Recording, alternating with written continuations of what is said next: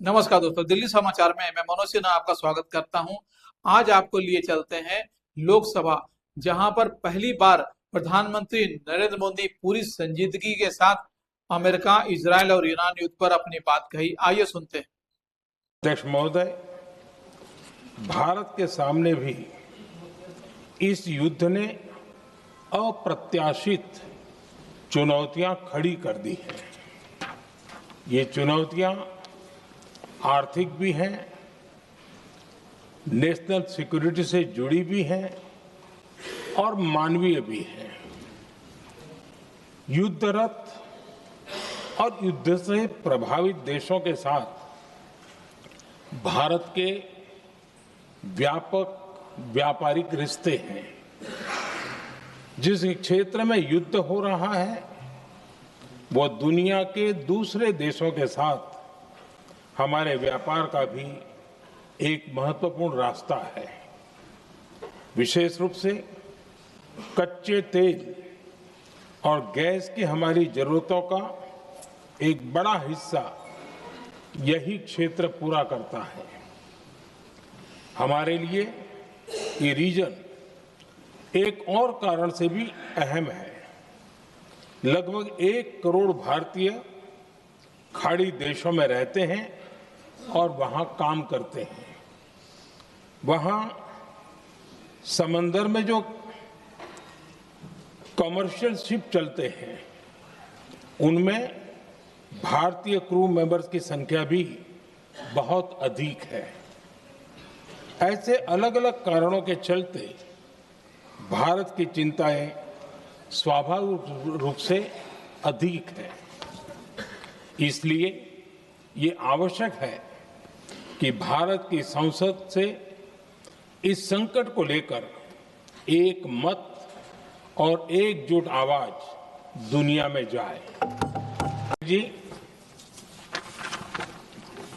जहां तक डिप्लोमेसी की बात है, भारत की भूमिका स्पष्ट है।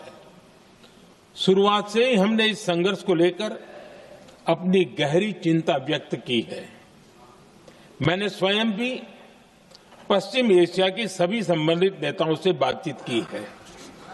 मैंने सभी से तनाव को कम करने और इस संघर्ष को खत्म करने का आग्रह किया है। भारत ने नागरिकों, एनर्जी और ट्रांसपोर्ट से जुड़े इंफ्रास्ट्रक्चर पर हमलों का विरोध किया है। कमर्शियल जहाजों पर हमला और हॉर्मुज स्ट्रेट जैसे अंतर्राष्ट्रीय जलमार्ग में रुकावट अस्वीकार्य है। भारत डिप्लोमेसी के जरिए युद्ध के इस माहौल में भी भारतीय जहाजों के सुरक्षित आवागमन के लिए निरंतर प्रयास कर रहा है।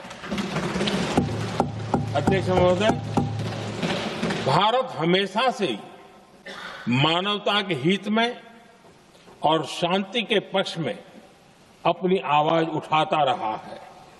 मैं फिर कहूंगा कि बातचीत और कूटनीति ही इस समस्या का समाधान है।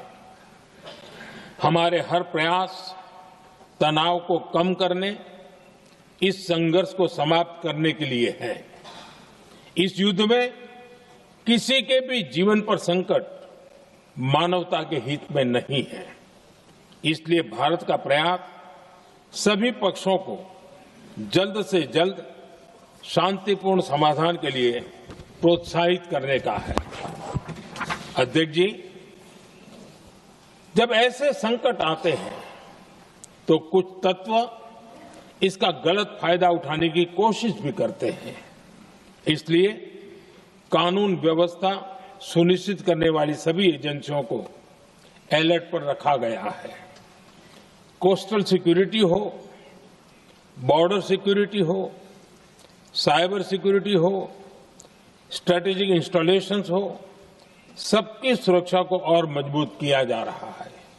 अध्यक्ष जी, इस युद्ध के कारण दुनिया में जो कठिन हालात बने हैं उनका प्रभाव लंबे समय तक बने रहने की आशंका है। इसलिए हमें तैयार रहना होगा, हमें एकजुट रहना होगा। हम